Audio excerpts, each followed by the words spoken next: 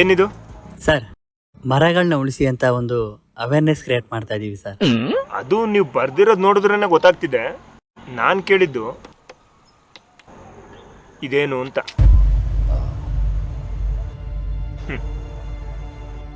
ಮರದಿಂದ ಮಾಡಿರೋ paper, ಮರನೇ cut ಮಾಡಿ ತಂದಿರೋ ಕೋಲು, ಇದನ್ನು ಯೂಸ್ ಮಾಡಿಕೊಂಡು ಸೇವ್ ಟ್ರೀ ಅಂತ ಅವೇರ್ನೆಸ್ ಕ್ರಿಯೇಟ್ ಮಾಡ್ತಿದ್ದೀರಾ. ಬದಲಾವಣೆನ ಬೇರೆಯವರಿಂದ ಬಯಸೋದಲ್ಲ, ನಮ್ಮಿಂದನೇ ಶುರು ಮಾಡಬೇಕು. ಬದಲಾಗುವುದು ಈ ಲೋಕ, ನೀ ಬದಲಾದರೆ